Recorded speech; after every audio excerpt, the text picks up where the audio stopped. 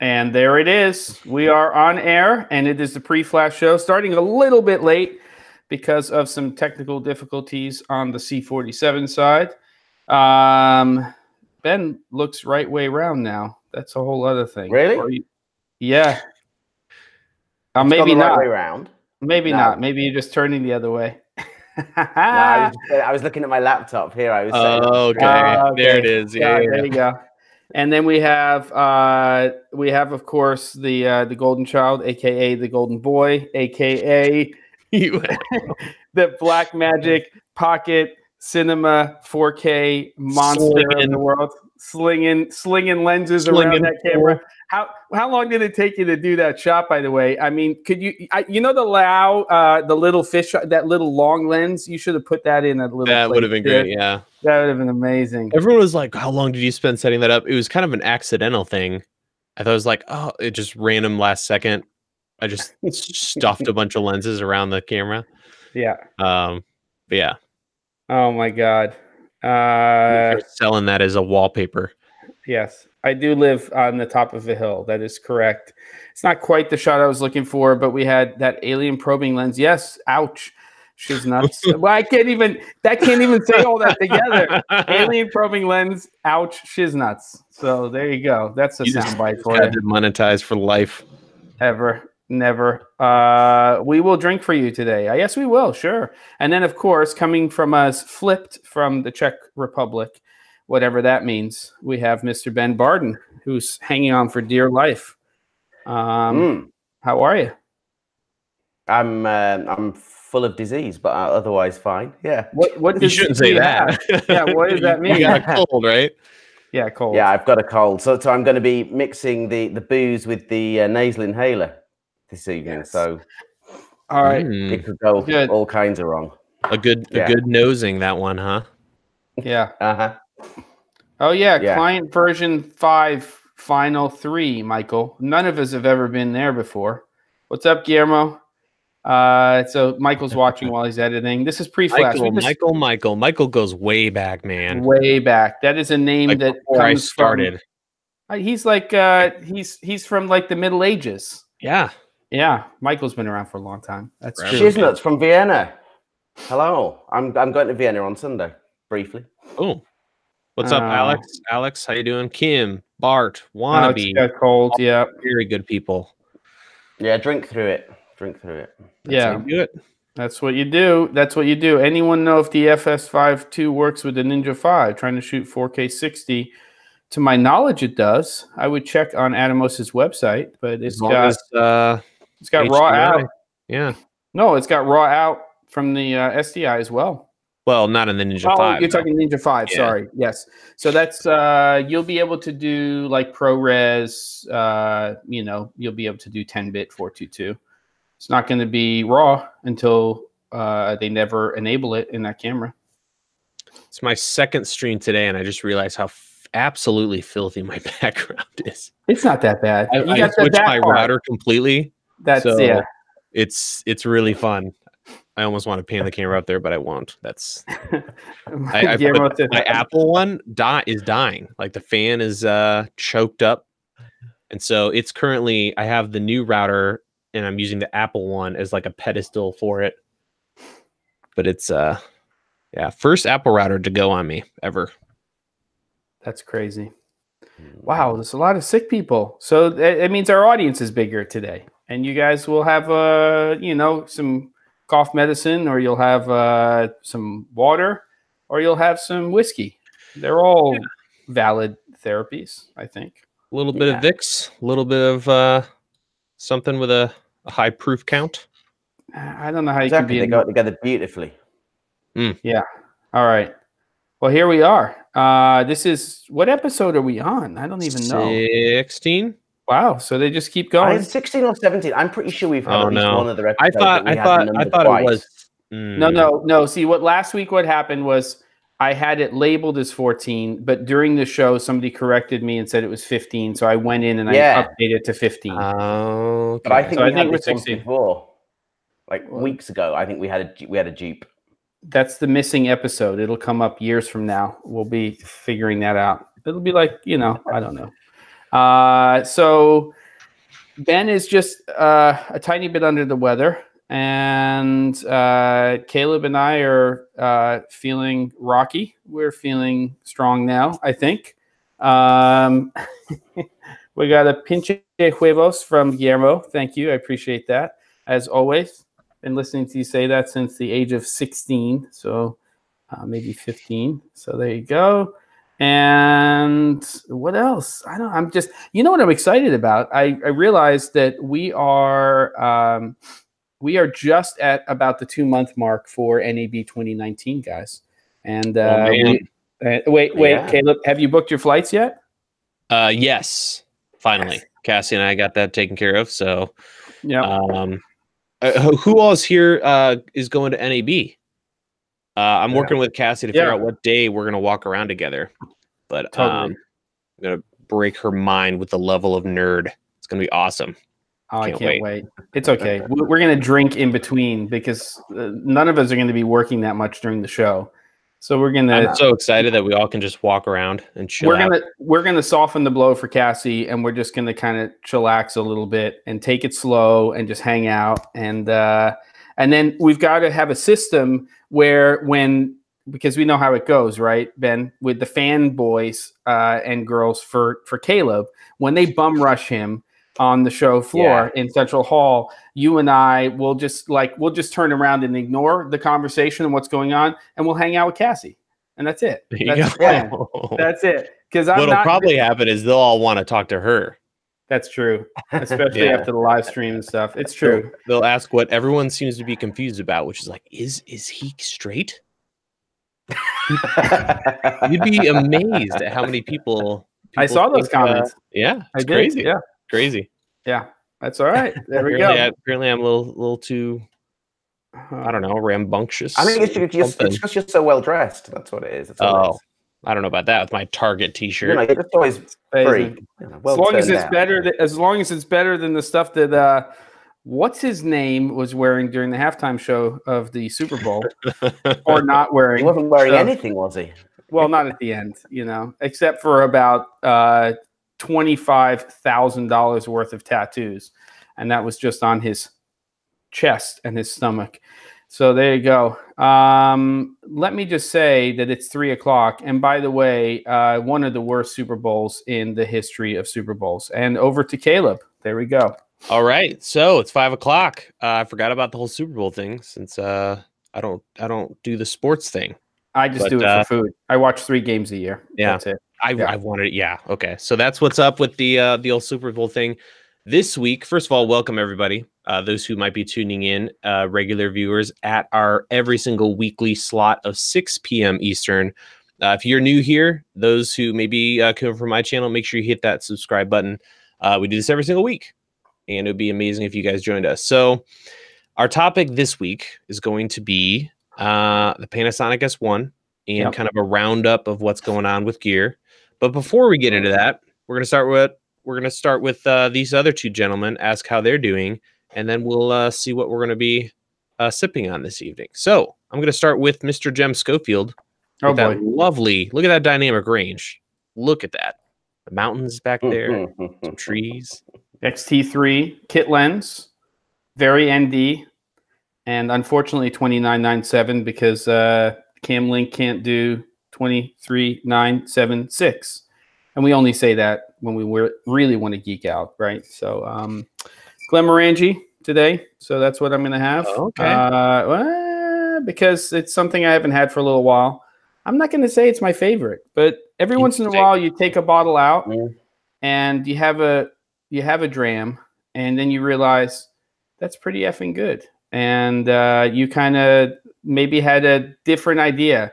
That happens with the Glenfiddich last week. I thought, not as bad as I remember it. So this happens. My kids tell me that your taste buds change something ridiculous, like something every month, or I don't know how it goes. Ben, you're up.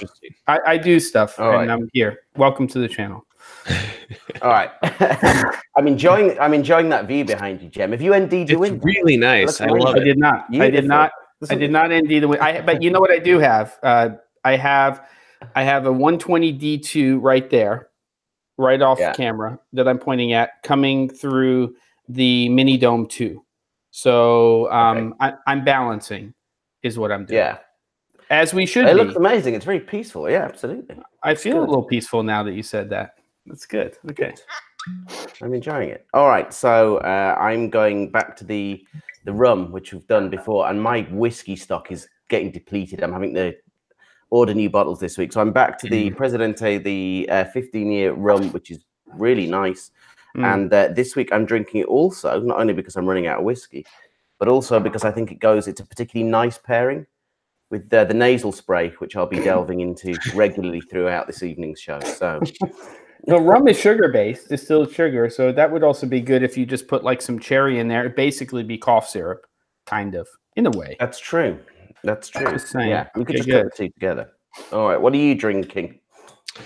So Caleb, today, so we got Scotland, we got wherever that rum came from, and I'm doing let's see how my Sony autofocus works. There we go, bullet rye. Bullet rye, baby. There you go.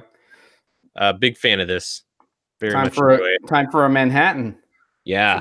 Let's do a Manhattan. Hard to find places that make good. Yeah, it's hard for people when you try to get a Manhattan or an old fashioned. It's about a 20% success rate on if you're going to get something that's really good.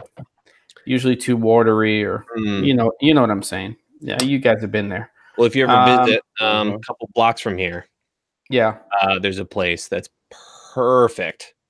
I asked for one, and when she got out the glass that looks almost like a cocktail James Bond. What's the word I'm looking for? Stem, and then it slowly goes up.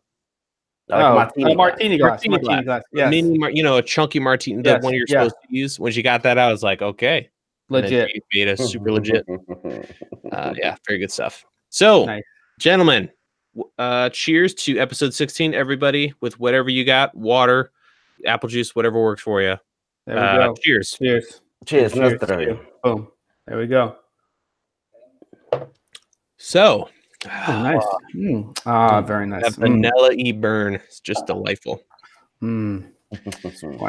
So this week, Panasonic S1. Do you want to start there? Since that's kind of the hot let's start there. Yeah, that was kind of the biggie thing. That's yeah. What do we think? What do we think? Ben, let's start with you and come back around. So I think that it's the S1, it still looks interesting. It's going to have this higher spec video that's going to be a paid upgrade, like the GH5 was with the log, which is kind of interesting. What I think remains to be seen with that is how the AF works, and then how that kind of slots in amongst its competition. Because as I understand it, that is a contrast detection system, right? Which generally struggle, because the way that works, that kind of has to go past the point of focus and then back a little bit to work out where the contrast is, and that never works particularly well. So I think that's going to be that's still the big unknown with it. It's still very interesting to me, that whole system. The spec on it's very interesting, but still some questions for me, I think. What about you two? Jem? Well, now that I didn't switch over to Ben and I was on Caleb the whole time because I was so mesmerized by what you were saying. Maybe I should just stay on you while I'm talking, just to give you the proper screen time. Okay. I think you should.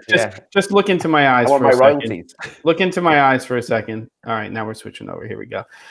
I think it's exciting. I mean, I think, Caleb, you and I have talked about this a little bit. I think that we have to understand that there's a lot going into designing a full frame camera system that's mirrorless, that's in this form factor, that's doing video, that's supposed to give you all of the features that everybody expects nowadays. So when you don't do things like flip out or flip up screens, or you don't include all of the things that may be in another camera that you're already making, even if it's using a different size sensor, then that's where you're going to get some kickback from people.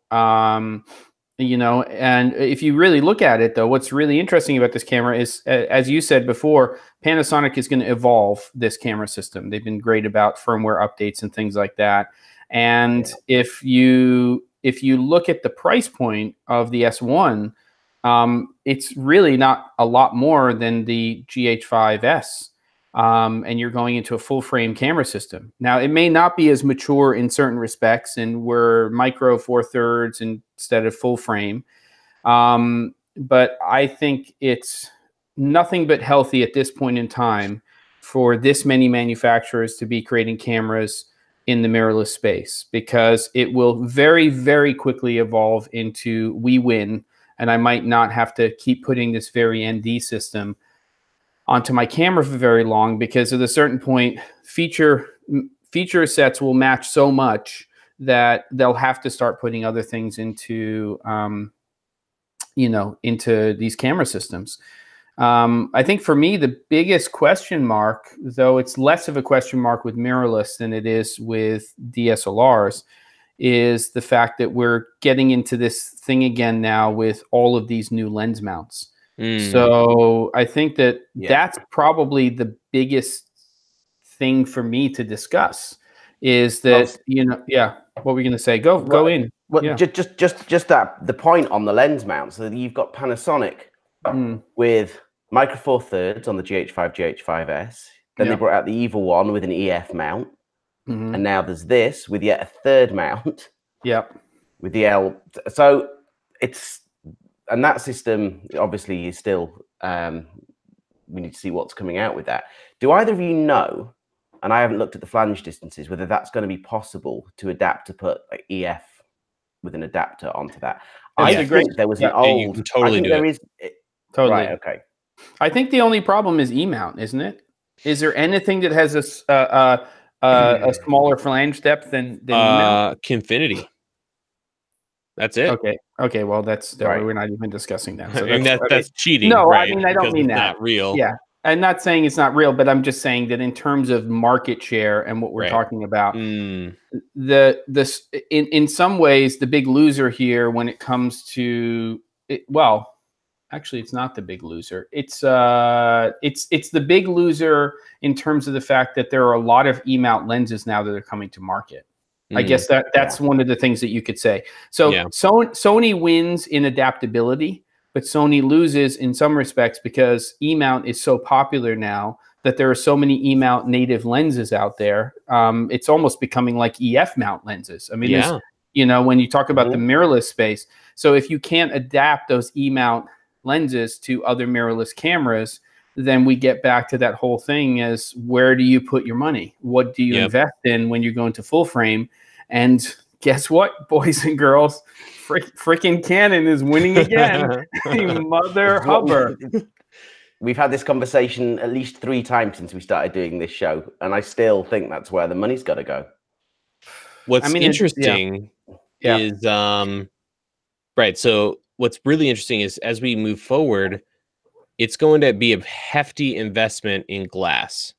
It's not just about adapting. Like Canon's doing great because they can use EF, still have dual pixel on an RF camera. But if we're looking into the future, if you want a future, like I want the newest, best thing, you have to hardcore invest in one or the other, because RF lenses are going to be paperweights unless you're using the newest, best camera system from Canon. You're not going to use them on any cinema cameras at this time. A lot of people asked me on my last stream, what's up with that? When are we going to see RF compatibility on a future cinema camera? And then with Panasonic, the S, I'm liking where Panasonic's going, because really all of this newest breed of cameras can almost use any lens. Right. You know, they all figured out we got to have that mount really close to the sensor. It's got to be big. So out of the box, you're pretty good to go with that new camera. If you don't want to spend $2,000 for a 50mm 1.4, you can adapt like R lenses, or there's one Canon adapter. It's around $600, which is unfortunate, but I think we'll see that stuff. I think Sigma has said they'll be doing some kind of adapter. So yeah, I read that as well. But it would seem to be a headline, but then I couldn't find any detail on it. So. Yeah, me either. They've been really quiet. What do you guys think about that whole thing? The whole L Alliance, which I think is super smart of them to pull off. I think it's interesting. I mean, you know, I wonder if Leica is the smallest part of that alliance. I think what I'm excited about is what Sigma does in that space. And, you know, acknowledging lens manufacturers, one of the things that we're starting to see is lens manufacturers giving us multi-mount options. You know, the shim thing is a little bit of an issue, but I will say that when you are working out manual lenses, when it comes to forward and back focus issues, it's critical when it comes to an AC who's pulling focus. It's less critical when you're a one-man band and you're grabbing a lens and you're just making sure that you're in focus, right? So if you're a little bit off, I'm not saying you want your lens to be a little bit off, but the reality is that, you know, we're going to use focus assist tools and everything else that we have, and we're going to be okay. And if we're using a good AF system, then we don't care as well as if it's an AF-based lens. But companies like Zeiss are creating lenses now that have multiple mounts. Kinfinity is as well. And so what you can do is you can take it off and you can basically, they give you the shims and you make your adjustments, and you can take a zoom lens and you can adapt it to E mount, but you can have an EF mount, you can have a PL mount. I think that from a lens manufacturer standpoint, if I were a lens manufacturer and seeing what's happening in this space, the two things that I would be doing is I would be designing lenses for full frame, and I would be designing lenses that had user interchangeable lens mounts. Even with the downsides of, you know, calibration or, you know, things like that in terms of them being off a little bit in terms of back focus or something. So, yeah, I think that that's, you know, it still comes down to the lenses for me because they're all getting so good. And we get to 10-bit, you know, 420, higher bit rates. I think it kind of segues us into talking about the A7S III and what that camera may be, you know, what Canon may do internally with their camera systems and, you know, with mirrorless. But I think that the big camera that comes next that we probably won't see right away is the Sony. And the question is, are they going to step up to the plate now and give us higher data rates? Does that mean that the camera body is going to get bigger? Because we haven't talked about the size of the body here. You know, the S1, you know, this new series from Panasonic, the camera bodies are considerably bigger than some of the mirrorless cameras from some of the other manufacturers. Yeah. And I'm assuming that a good portion of that is due to the fact that they have to deal with heat. And let's not forget that unlike the GH5 series, there is a recording limit at the moment with those camera systems. So we can't record unlimited. We are, you know, limited to that 30-minute or, you know, whatever thing. What do you think about that, Caleb? Those are all valid things, right? That's not all frame rates, though, right? I don't know. On the S1, can you go longer than 30 minutes? I thought you were limited. No, I think it's limited for 60, 4K 60. I could be wrong. Chat, help me out here. Yeah, let's figure out. There's no recording limit on the S1, only S1R. Okay, that's good to know. Okay. So then we're okay. I do think that the thing you said about 60 is true. That must be where I read about. And there's a crop. What remains to be seen is there a 4K 60 crop on HDMI out? And someone was talking about using the Ninja for that. I'm sure that's a great pairing. They've already released a press release saying, "Hey, we are good with this." So yeah, Sony. So I wonder if over time, do you think we'll start to see bodies get bigger again? It was a race to get small, and now it's like, oh snap! Yes. Oh dip. Canon R is kind of in the middle. Nikon's not small.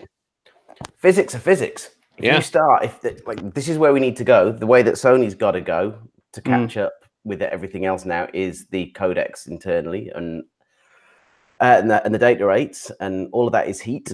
And they are going to have to get bigger, of course. And then with the in-body stabilization takes up some room, and you know they are going to get bigger. But they got ridiculously small. I mean, I have we've made my little Trumpy hands. They're like And that's about, you know, even for my hands, an A7 feels pretty small. Yeah, yeah, it's very small. You know, I think they can go bigger. I don't think this obsession with that kind of camera of really small size is something that they're going to stick with. No, and if they're smart and they do it now and we get used to it, I don't think there's a lot of getting used to it, but everybody wants 2 card slots and everybody wants unlimited recording time and everybody wants to shoot at least 60 at 4K and everybody wants to shoot full frame without a crop. If they've hopefully some of them have been thinking about that camera body to be large enough to start to think about some of the things like the, you know, the very, and whatever you call it, what do they call it, Sony? The ND system. You know, it's a variable ND system, but it's the electronic yeah, exactly. So if we can start to get that kind of stuff in there, that's huge. And if you can figure out a way, of using that electronic vari ND, because at the moment there is still no completely clear. So as I understand it, the filter comes in and then you can vary the amount of ND. So you still need room to swing that filter out of the way. So as soon as someone comes up with a way of going from completely clear into ND, and then that's going to start appearing on mirrorless bodies as well. But so on the, wouldn't it be amazing if the A7S Mark III came out and it's got the best low light performance in the world, and it has, because we're getting to the point where low light is ridiculous. Do you think that would be a factor in needing to deal with the ND thing? Maybe. I don't know. Maybe it's not. Well, you know, if you think about the FS5 II and the FS7 II, they're very ND. You can program the dial that on 0, there's no ND, and then you activate it. So there's technically no reason why that couldn't be done with an assignable button as well. So I'm thinking that maybe there's an assignable button that you just keep pressing, just like you turn the dial on a FS series camera, and there's a 0, and then you're in any of the other ND positions. That's when the very ND system activates. And then you use a dial to dial it up or down, or you set it to auto, because that's the other advantage. We don't actually have a camera system. We don't have a camera system right now that gives us what the Sony cameras do, which is the ability to pull ND. You know, you can actually walk from inside to outside, and instead of changing your aperture and your shutter, it's just basically adjusting dynamically the neutral density. And it's a fantastic feature, especially for documentary filmmakers, you know, people who are running and gunning, because they still get to keep all of those other elements of their camera settings. By the way, I see some comments here about my negative fill. You didn't see it, but I actually just willed a floppy cutter to fly in. You think it's the sun going down, but I willed it. I can do that, by the way. I don't know what that means, but that's so stupid. It just means that I need somebody else to start talking. So question for you two. Both of you have way more experience with the A series, A7 series from Sony. This is honestly the first camera I've owned that's an A7. I've worked with the A7S and all that stuff a lot, but traditionally, correct me if I'm wrong, that whole line, the AR, AS line, they have the same body for each generation, right? Yes. So the A7R2 and A7S2, same body. A7 III, A7R3. So with A7S3, they're taking forever, clearly. Yep. I think if they were on track, it should have been last year sometime, right? Yeah. Do you think they're going to do a different body? Like, would they use the A9 body or something else? Or do you think that's crazy talk? I don't think it's crazy talk. Like we were talking about the specs that they're going to have to be putting into that, because it's been such a long gap, it's going to need to be, and so much competition's come out, it's going to need to be so high, and we're going to have these issues with space and heat and all that stuff. So I wouldn't be surprised if that's in a slightly larger body already from this model. I think that makes sense. Interesting. Like I say, physics. Yeah. I was just curious, because they've had that run for so long. Yeah.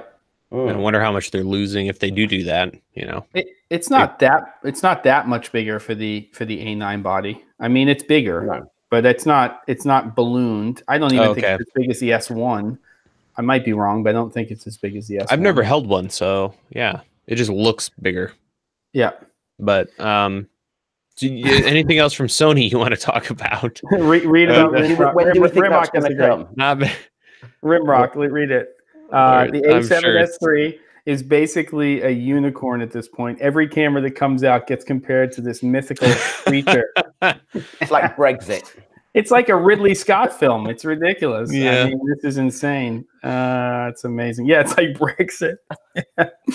I'm saying we want unicorns. Give us unicorns, EU. Yeah. So, but when do we think that's going to come? Because Sony used to look it up here at NAB, and then they stopped. Yeah. So do we think that that's gonna come out that week? I like how Caleb's like, I like how Caleb's like, let me look up when it's gonna drop. Like he has a magical URL. It's like it's now gonna drop on this date. It's ridiculous. I have a really actually important question for you, Caleb, and and I'm not being disingenuous at all. You have, and a lot of people have, a relatively good investment into MFT lenses, and so and of course I don't think Panasonic has disappointed that market in any way, shape, or form. I think that the GH5 and then the GH5S, which seemed to just come out of nowhere not long after the camera, which was kind of a big surprise to everybody, really I think fulfilled what people's expectations were for a GH4 successor. I mean, they waited a long time for that, right? But a lot of lenses, and now we are starting to see with Fujifilm really being the exception in a lot of ways. Yeah, every manufacturer putting all of their attention, including Panasonic, on full frame lens cameras. So does this mean this is potentially the end of their roadmap for a GH5? Successor, a GH, 6 or whatever it's going to be. And what do people start to think about with their MFT lens investments, because they don't scale up? They can obviously use that camera for a long time, but what's your thought, for you, but also for, for other people who are out there doing lots of different types of work? That's a great question. Yeah, because at this point, the only one who's like Micro Four Thirds forever is Olympus with their their hippo camera. That's funny. Like a hippo with like a tiny mouth. Yeah. I think they're gonna stick with the GH series for a while. I mean, the GH5 has been like the golden camera for them, I think. Maybe not the volume of like a DSLR for stills, but in the video world, like that thing is everywhere. That camera is dominating. If you're in that, under $2,000 or whatever, it's just a phenomenal production camera, and really, really serious guys. I'm finding is like Tested. You followed their channel at all? Yeah. Lots of production. Like a lot of DPs own a GH5 just because it's. If you do documentary work, that little XLR unit, the built-in stabilization, you have a microscopic, amazing tool. And I wonder if Panasonic's going to use that as their like bleeding edge tech, because it's easy. It's a tiny sensor.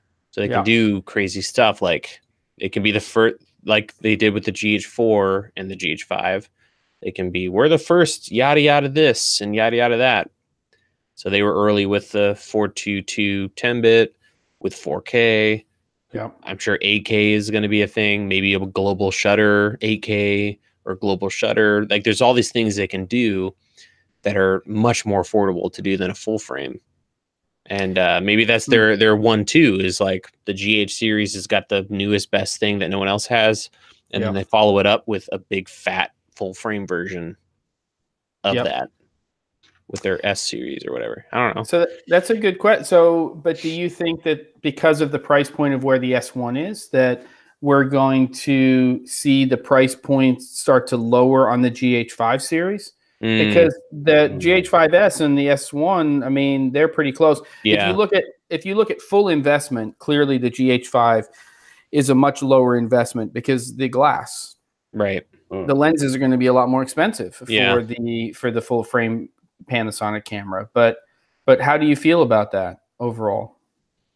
That the whole package between the two systems. That's a great question. Just price wise, I mean, Yeah. in order for Panasonic to compete with their own product now, do they need to lower the price of that gateway drug, Yeah. the GH5, or what do they need to do? Yeah. I mean, the GH5 is going down. It's getting a little older, so I think they're okay there. It's going to be really interesting because they have that full system. It's an awkward, like, there's a lot going on for them right now. What's up, Daniel? Yeah. Welcome to the chat. Howdy. Going back to the Micro Four Thirds lenses, that's going to be also very unique. I have a feeling Panasonic's going to heavily shift their gaze over to full frame. And then there's the whole, do they do an APS-C too? Which is a whole nother can of worms. Or do they skip that? Do they do Micro Four Thirds and just full frame? I want to point something out about that, which is you said, Caleb, that they might go all in or full steam ahead, whatever you want to say, when it comes to full frame. I think that the problem that Panasonic is going to have is perception of product for what that product is designed for. Because if you look at the S1R, they're clearly trying to make a move with this alliance into the stills world, which to me is like, that's like suicide nowadays. I mean, the fact that Nikon is doing well. I mean, I love what they're doing with RAW over HDMI. I think they're making some good moves there. It looks like they're making a beautiful camera system. They're doing some things that they need to do to retain their already nice and healthy still photography market. But Panasonic doesn't really have a space here in this market. And to move into here, I'm kind of surprised. I thought it was going to be like, it was going to be the S1, which was going to be the full frame, like GH5 series camera. And they were going to go for the jugular when it came to video, and photography was going to be a secondary, because that's a really hard space to carve out a market in right now, especially with Fujifilm kind of filling this niche section, which is not only the amateur photographer or the poor man's, Leica, but they're also being used very seriously with some of their exceptional lenses by professional photographers. And they have their next jump, which is they go from my Super 35 or APS-C directly to medium format. So they're bypassing full frame altogether. So just a really strange space for Canon to come into from a still photography standpoint. You mean Panasonic? I'm sorry, Panasonic. Yeah, completely. And who do you see which of the other manufacturers on the stills side are they going up against? Which market are they going to attack? Because as you say, like wedding photographers, an awful lot now going onto the Fuji system. So Dan, who we've just been saying hi to, is a great wedding photographer, portrait photographer. He shoots entirely on the Fuji system. If you're doing sport, then you're going to be onto Canons because the AF system's just incredible for that. Press guys have always been Nick. We're good. Right. So which segment, which one of those markets is that targeting? Because with its AF system, that kind of hinders it in some ways. You've got the great color science and that easy grade that you've got for wedding photographers, particularly with the Fuji system. Yeah, I just can't see where it fits. I was surprised as well when I read the specs over the last couple of days between the two models, and the higher spec one not being aimed at video and going after and at a high price point as well. There's an awful lot of very good stills cameras. That's competing directly against. So I don't know. What do you think? Who do you think they're going after? It does feel very copycat. I feel like everyone has it always been this way, or I feel like with Sony, they've got their entry, they've got their specialty high resolution, and then they have the S. I feel like everyone's got their 24 and their 40 plus. I think that's gone now with Sony, though. I think they're in a 2-camera run. I think they're dumping the R. I think the A7 III changes everything for them as a company, because what they did is they pulled the Sony, which is they came out with a camera not long after another camera, A7 III after A7R III, right? And it's so freaking good with a better AF system, correct? I think I'm right about that. That you almost think, why do they need to have 2 cameras in that space? So if they have an A7 III and then they go to the basically the A7S III, and they have an S and a regular, and they just keep those down the line, that might be fine for them as a company. Because But they already shot themselves in the foot a little bit, going back a generation to the 7 II with the R version. That the video off that is really good.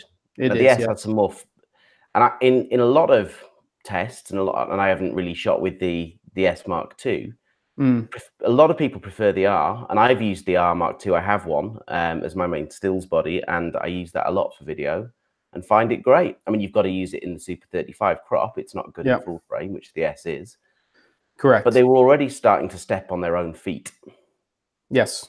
So and you know, we don't talk about this very often, but one of the things that, you know, that Sony has is clear image zoom, which is pretty fantastic. I mean, you can, maybe other people have done it, but if you don't know what clear image zoom is, when you're shooting even in UHD 4K, you have the ability to put a prime lens onto your camera system, and in 4K, I think it's a 1.3 or 1.5 zoom that you can get on your image. So you can basically take, and in HD, it's a full 2x. So you can, if you're shooting in HD, you can get a 25mm lens and put it on there and get a 50mm field of view. Not depth of field, but field of view. Same thing with a 50, gets to 100. It's a pretty fantastic feature. And coupled with sort of their really, I wouldn't say coupled with their with their incredibly strong AF system now.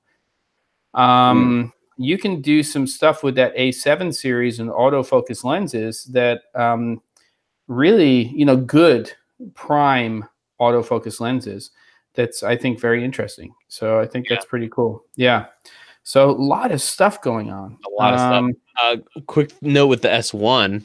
Yeah. That was a great question. Like, what are they doing and where are they going to go with this thing? As going after the photography world.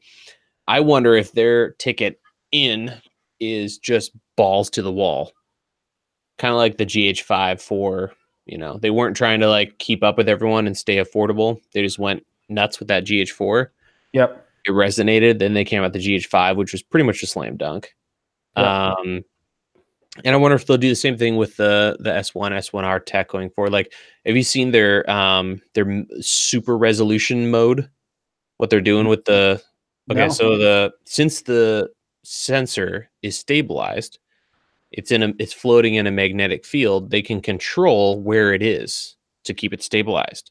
But they got really clever, and on the R and the S, there's a stills mode where it'll, in a matter of milliseconds, when you pull the shutter, it'll move to the top corner and take a still in every position with the sensor. Wow. And then assemble a mega. So on the S1R is a 47 megapixel camera. It can shoot a 200 megapixel or more image. So like insane resolution. And then with the S, you can get 100 megapixels. Because it's actually shifting the sensor. It's like using those like massive rigs where they like, what is that? You know, you can do that with a normal camera. It just takes forever. You know what I mean? Where you're taking multiple photos, moving it on the same plane with a telephoto lens. Yeah. But it's even better because it's a sensor moving around. It is. But when I do it, it's not normally to get resolution. It's to get a wider field of view with the lens that I've got. And I think most people do that. So I don't know, honestly. So at its base, it's kind of 47 megapixel images that are coming off that, Right. off the R. Right. And again, like, who are we aiming at with this camera? Yeah. Because how many of us need really a huge amount more than that in the stills world? And if you are needing that kind of resolution, why are you going to go for this over going for one of the now very affordable medium format systems? I don't get it at all. Yeah. Yeah. Well, that was when Canon came out with the 5S, I think it was, or the 5R. They had their versions of this, like 50 megapixel camera. At the time, medium format cameras was still completely unaffordable. I mean, now we have a Fuji camera that's floating at around $4,000 US. That's medium format. But before that, and before the Pentax came out, I mean, you were well over $10,000 US. So you could buy this Canon. You could buy this Canon camera, and with exceptional glass and at that resolution, you were rivaling medium format. But you had to have glass that was definitely allowing you to get to that resolution, which is one of the reasons that Zeiss created the Otis lenses, was to enable people, even though they're expensive, who used to have medium format digital backs and they were into $50,000-$60,000 camera systems, to go into a high exactly. But that's not necessarily the exact world we're in now, right? No, and there's an advantage to using something like in format. There is a plus in the AF system that you don't. It's not as good. It's horribly hunty if you've used any of the medium format systems. They're kind of backwards and forwards. Right. Yeah. But this is also using a contrast system, the S1. Yes. So I don't think that's going to rival something like a 5D. So they're saying it's super good. Yeah, it's amazing. Like their G9 is like stupid good, and they're going after sports with that camera, or wildlife, I guess, with the smaller sensor. So we'll see. I'm skeptical, just because of the technology that it uses for it. But time will tell. Eating exactly. Yeah. Well, do we have any comments? Because we've kind of been we haven't been ignoring, but we've kind of been in the thick of this. So, what do you all think? I love Steve Holt's comment here. Okay, bride and groom, hold still. We need a 200 megapixel photo. Which is nuts with what's real anymore. Oh my God. The G9 does well. Something about Pentax. We're not ignoring you. We're never ignoring you, Alex. I just can't give you the special. What is it? What is it they have over there on your channel? They have like superstar avatars or something? What's going on? They had the whole thing at the beginning. They're all bitching about how they come over to this channel and they're just normal people. But at your channel, they're, members. How does that happen? How do we get members? I probably have to have 400,000 views and people. Yeah. I don't know what the thing is, but it's a thing. It's not where I am. Yeah, that's for sure. It's also random too. It's if the YouTube fairy touches you with the random, because there's other people. I was talking to someone on the other phone the other day. It's never mind. No one cares.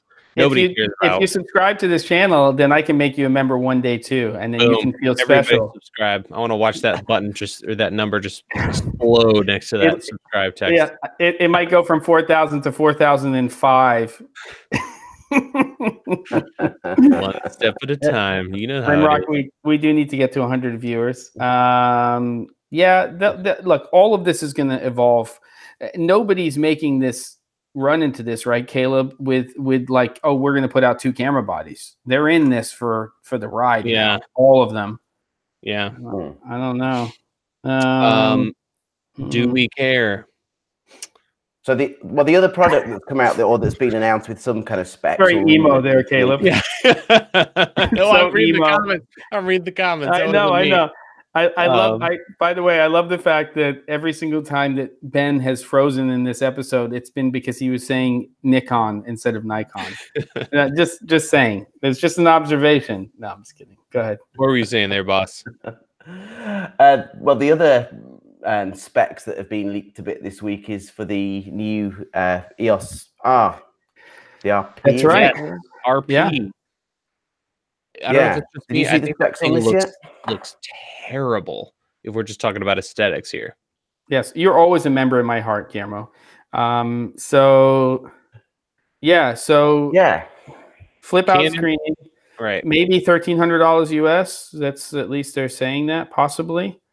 Clean HDMI. Oh, what an amazing thing! I mean, let's not go too far out there. It's clean HDMI. That's gonna be a sweet little camera if you shoot 5x still. crop. 5x crop. Yeah, right. Let me see if I can find some. I don't think it specifies on the crop yet, but the spec actually looks all right. We all thought about VR. They got us all hyped at the thing. They're like, "Ooh, oh, full frame, oh, 4K, oh, it has Canon C-Log," and then they're like, "Eh, it's got a crop." Alex says RP stands for really poopy. I can hear people laughing all throughout. 85 people are laughing right now. So unbelievable. So DJ, here, Rimrock. What about a DJI camera? Why haven't they taken the ZenMuse X7 and made a camera that we can all use that's not attached to a drone? Okay, attach it to a gimbal. We don't care, but just put it into a form factor. You already have your own lens mount. You already have your prime lenses. I said this last year before NAB. It's a year later. Come on, DJI. Maybe they just don't think. No. Well, they kind of did this already, and then they did when they did the Osmo originally, and then you could put the X5 camera onto that, and that was actually really good. But what about the exactly? X7? But they're clearly starting with that because they've done that with the little one. I think it's the same camera that's on the what's it called? The Mavic Pro. Yeah. That they've then got in the new Osmo. Yeah. So they're clearly thinking about it. That's clearly where they're going, which is a great idea for a little action cam. Yeah. Oh, I think DJI. I mean, they own Hasselblad now. And they are positioned to be a real contender in the camera market. What I hope they do is not what everybody else is doing. I hope to goodness that they don't just come out with another camera that is competing with everybody else's camera. Yeah. I think that the X7 could be its own unique thing. I think it should be. They have a lot of technology in their drones in terms of following objects and, focus and everything else. And I think that they could do something. If their app is killer, then they could do some really cool stuff. And it's that gimbal killer thing as well. For those of us that are traveling all the time and we want the odd gimbal shot, but without having the enormous pain in the ass of rigging the gimbal, balancing the gimbal, taking out for that one shot, to actually have that you can just pull out of your bag.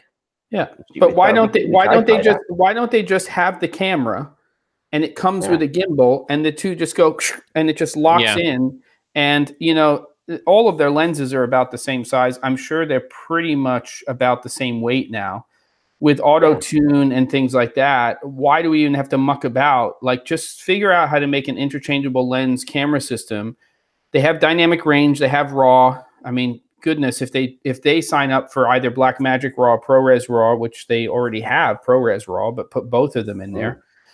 Like, why do they have ProRes RAW? They're already positioned with that camera. They already have put the licensing in place. Let's just have like a cool little unit that we can hold handheld, and then you can just snap it into the gimbal if we want. And it's a little two-handed gimbal system. I don't want a one-handled gimbal symbol, little compact one. And let's get down to business. Just an idea. You can't vlog with a two-handled, though. No. I'm just kidding. I don't vlog at all. I'm just thinking of all the guys like, hey, guys. But if you did have the handheld version of this camera and it had a flip out or flip out up screen, then you could hold the camera, and that might be a solution. And trust me, if it has two handles in the gimbal, as long as there's a 1/4-20 or a 3/8-16 on the bottom, Bob's your uncle. You can do whatever you want. Pretty much. So, they're going to have the tripod anyway. We know they are. Everybody's going to have the tripod. So, So here's the deal. I'll be amazed if we don't see that in NAB this year. Okay, the captain has spoken. That's my prediction already. Oh, dear. So we've got 3 minutes until we do open mic. We should come up with like a segment or something, like open tap something, where it's whatever you guys want to talk about, we're talking about it. So think about that, chat. Let's get some questions going, some topics going. I don't think we have Grumpy Penguin here today, by the way. Right. You're right. You're It's right. not very upset. Or what's his face? Not 360 grad. No, he's here. No, not. I said not 360 grad. Who's our main? Everybody, calm down. No, he's here. He was He here is? at the beginning. Yeah, at the beginning he said. I forget. I thought he tapped said. out. At any rate, think about that, guys. We're really, really close. Last question for you two. What's up with Fuji? What's next? The X-T3 is out. They're probably gonna have some little tiny baby cameras coming out. I saw somewhere that someone was interviewed and they said we're not doing an XH2 this year. So just kind of riding it out for the year, taking a break, or what's up? So I'm gonna say XT30, small version of the XT3. I need that firmware update with those 4 gig exFAT crap things because I'm dealing with that now with this camera. It's the worst. Oh God, I hate it so much. And when you're in post and you like, if you put isotoper or something on it, you don't have any. I don't even want to talk about it. We're done with that. It's bad, but we're hopefully only a week or two away from that. I don't know. I mean, they could surprise at the end of the year at like Photo Plus Expo with the XH2.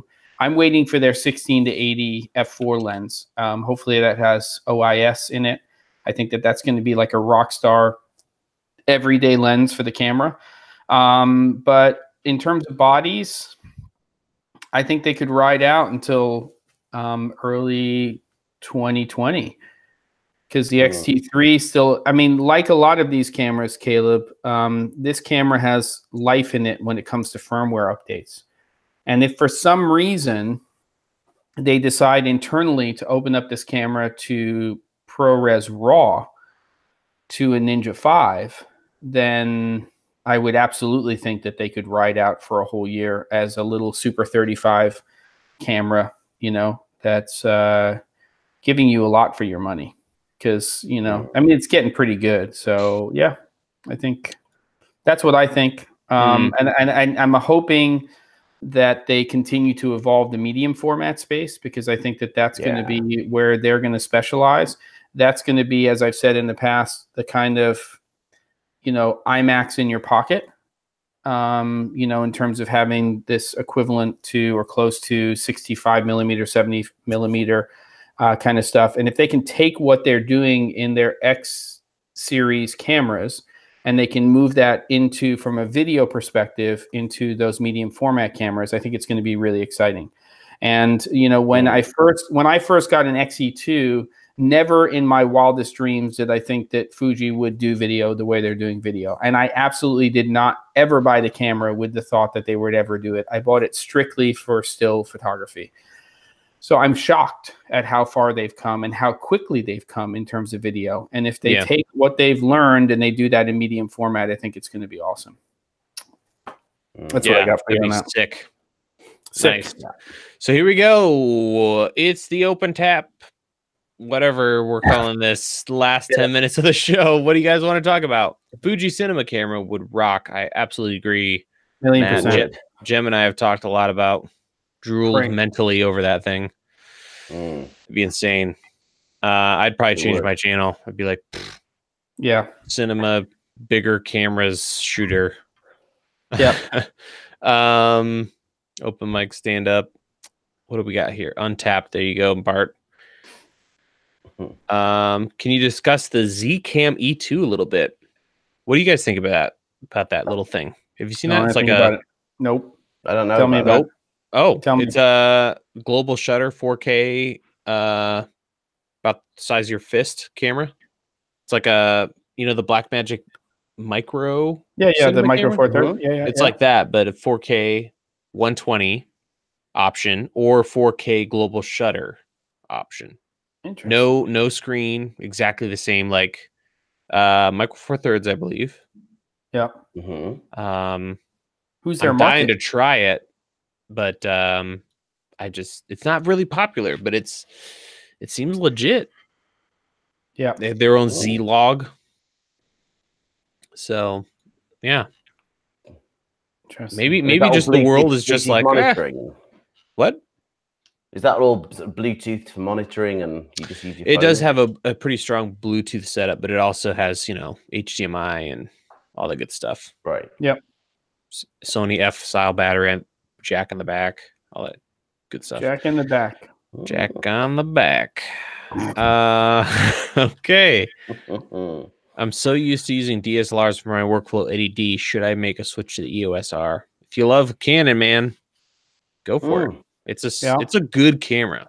It's a good little camera. I had a play with one for the first time at the BSC What'd you think? show in London last week. I really liked it.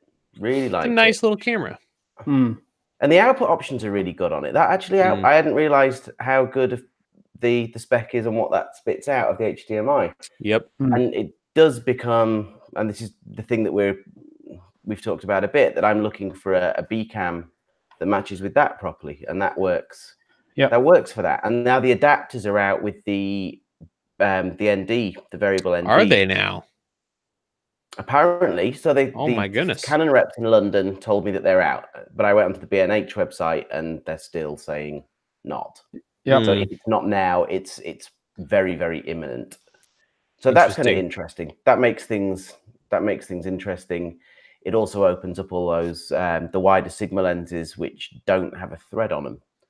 So you really struggle to use those for video on an SLR or on a mirrorless because you can't put ND on it. So yeah, interesting, nice, very well built, weather sealed still. Yeah, it's good. I'm tempted. I am tempted. Well, Matt says he's using the EOS R as a B cam for his C200. John Romer, who's a good friend of mine, who's written for News Shooter, he's using EOS R as B camera for the C300 Mark II, and he's flying that on a Ronin and using it more now than the 1DX Mark II, I believe, for that kind of stuff. And for good reason. It's lighter. Yeah. You know. D-Log.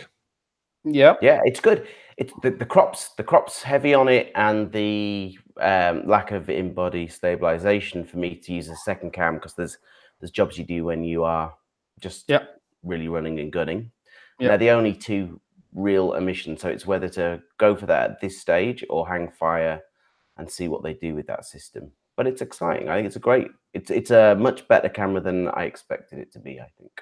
That's cool. Well, I just Matt said the Ninja 5 really unlocks the EOS R. It matches the C200 nicely. I just got my Ninja 5 in, Caleb, so I'm gonna start to do some tests with that with the XT3 and see how that's all working out. So I'm excited about checking that out as well. And there'll be new stuff at NAB for sure. 1DX Mark III, they're certainly due for one, aren't they? They are really due for one. They are. Really so won't be early. Not a lot of people are going to focus on cameras in that form factor for NAB, but I would say when we get to the photo shows later in the year, there is WPPI. That could be the one surprise show. It's small, but I'm inadvertently going there now. Year. No, there was supposed to be. There's supposed to be the. It's only every 2 years, isn't it? Photokina. Well, they were starting it every year. It was going to be, they had it in the fall, and then it was going to happen again in May, and then it was going to become a yearly show. Yeah, but I don't know if that's now. I've heard rumor that that's changed. And then we, of course, if we don't hear stuff at NAB, we could hear about it at Cinegear when it comes to the video market, because that has become a show now where manufacturers will roll out new camera systems. I'm sure. So I have a question on Cinegear. If we haven't got any others on there. Yeah. Thanks, Nick. As a show to visit, is that a good thing to travel for? Is it worth the journey? Well, I'll say this: it was amazing. The rumor is that this year that it's not going to be on a backlot. It's been on Panasonic's backlot for a long time. And I think we need to wait to find out where it's going to be. If it's downtown in the LA Convention Center, then it's going to feel very much like any other trade show. And it will not have the same vibe. It has a magic vibe to it as a show. It really is kind of a magical, or I like to say smagical show. This is Paramount, right? Yeah, Paramount. So we'll just have to see, and then they finally tried Cinegear somewhere else again. They tried it in New York for a while. But they did it in Atlanta this year in the fall, and they did it on the Pinewood Studio lot. I think if they stick to that, if they can get another lot, then the answer is yes. If it's going to go to a trade show convention center format, then I'm not so excited. I won't be there this year because of my daughter graduating from high school, but normally I would be at that show every year. A good group of people today. Nice numbers, Caleb. I mean, we didn't hit 100, but we're sort of consistently sitting in that 80 to 90 range. Lots of thank you guys very much for sticking around. Yeah, really awesome. What do you guys want to talk about next week? I mean, meaning that's a throw out to you, Ben and Caleb, but also Daniel, you missed everything. What else do you guys want to talk about next week? Sticky mango rice? I don't think that's going to happen. That's a little a little kinky. Okay. Yeah. What do you guys think? What do you want to talk about? Anything? Any video struggles in your life? Open a hotline. Yeah, let's do that. That could be kind of weird. We could do what what's his fate did yesterday. You and I were on a stream. I was like half mentally just broke from getting that guide up. But he had callers on. It'd be kind of fun sometime. More camera package builds. One day we could do a challenge with the three of us where somebody gets Canon, somebody gets Panasonic, and somebody gets Sony or something like that. Do you want to throw out gear kit ideas to them in the next minute? They can just dump whatever they think would be fun, and then we can add that all to our list. Yep, we've done some grip equipment stuff. Light gelling, color correction between different cameras. That's a tough one in a live stream format. That's but I think it's a great topic. The first way that you do color correction is you take the U out, Daniel. And I'm a British citizen. I'm just taking the piss right there. That's funny. Minimalist gear, survival. That's interesting. You've got a tiny backpack or something. Like you're going out and shooting that. What's that guy who used to? No, the guy who used to be out in the wilderness with like 4 cameras, and he shoot his whole show and then edit it when he came back. And there's a whole team there the whole time. He just completely straight up lied about the whole thing. No, that was Bear Grylls or something. No, I don't know. Maybe it wasn't. Camera conspiracies. Yeah, he's fun. I'm just tired of like him just essentially peeing on every camera that comes out because he wants a flip out screen with a 10-inch or 10-inch display that does 1080p with perfect autofocus. Yeah. Travel kit. Okay. Survivor Man. Travel kit's a good one. Yeah. Ideas. Give us some more, guys. Hit us. Another kit series. Love camera conspiracies. Okay. I mean, I think it would be fun for us to take a break from a camera for a week and maybe come back to that. We should expensive AF kit. I understand. That would be fun. Yeah, we're all going to choose the same stuff, though. It's going to be a dull episode. We're all going to just... Yeah, be surprised, actually. Like, you would think we're all going to get Alexis. I wouldn't know what I'm going to do. We're going to get Alexis. Yeah, like we have $100,000, and what do you do with that? I mean, it would take me 3 weeks to even figure it out. All film kit. Wow. Okay. How about you discuss the perfect production light? You know, that's good, Alex. It's a tough one, though, because it's kind of like camera systems. There's no one perfect light. Wow. You know, we can take, I will say this, no matter what, you're better off starting with a hard light than you are with a soft light. I don't know even why Astra, you know, they have an Astra soft. I get it, but I don't get it. I'm like, you just have to put diffusion in front of the thing. That's your Astra soft. Yeah. And I'd rather have that initial punch and I'd be able to bounce it and do that kind of stuff. So I'll take an Astra 6X normal over a soft any day of the week. Pocket 4K, but my Canon lenses, I think better off C100 or C200. Yeah. They're doing a special deal on the C100, by the way. It's going to be $17.99 on B&H, and I think today or tomorrow. So that's pretty good. Whole episode on gaffer's tape. That'll start with me with it over my mouth, and I'll have to just shut up for the whole episode. Best gear, isn't the Sky panel very soft? It is, but the Sky panel is super, super bright too.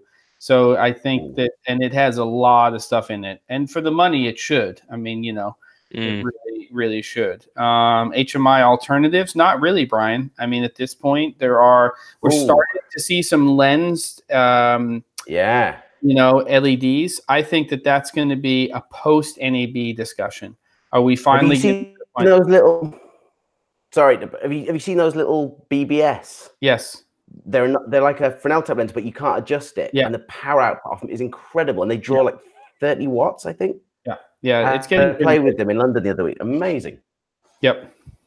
I'm just gonna say aperture. You know that 300D2 is on its way. Bicolor. If they just copy and paste the 120D2, even that, and leave it daylight, but it'll be great. Absolutely. So Caleb, wedding film. Why would we do that? Why would we put ourselves through that shit? What?